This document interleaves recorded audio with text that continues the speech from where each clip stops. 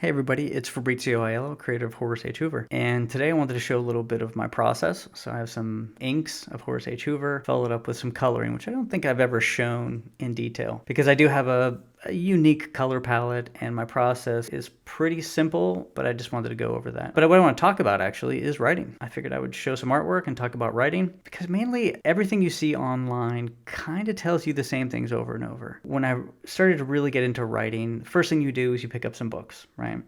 You got Save the Cat, Alan Moore's book, McKean's, blanket on some other ones. And so I read some books, and they were all fine, but they all kind of told you the same thing. You know, you need character arcs for every single character. You need 3-act structure. You need drama, conflict, all of these kind of things. And it is right, but I want to push back on that a little bit, because I think because everybody says the same thing over and over, we tend to get these really predictable stories, to the point where when you're watching a movie, I have this thing that I do with my wife. It's like, oh, it's time for third act coffee. Like, you know when the third act is about to hit, we take a break, that's when we get our dessert.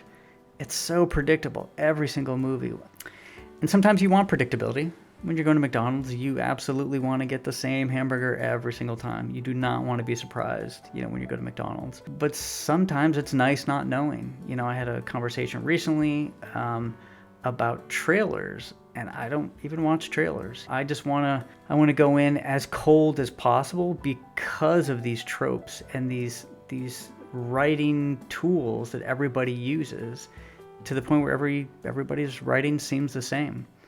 Now, that doesn't mean that I necessarily go against the grain just to go against the grain. And I actually don't do that. Whenever I'm writing, I'll come up with the scenario, I'll come up with the characters, the setting, and then, you structure the plot accordingly, depending on what your characters would do in that scenario. So I don't purposefully sort of subvert expectations, as everybody likes to say now, on purpose. But what I don't do is, if my story doesn't have 3 acts, I don't add an act.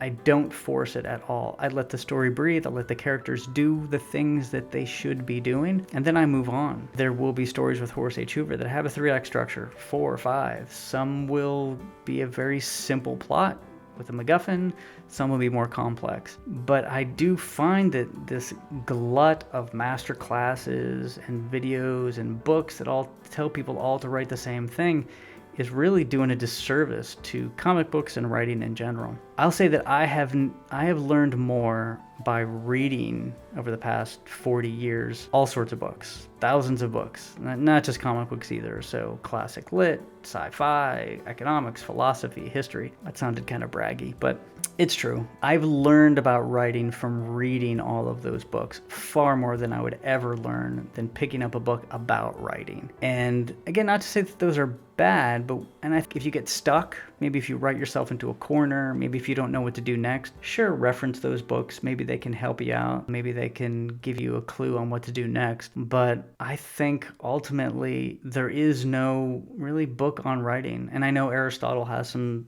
real basic ideas of what drama is.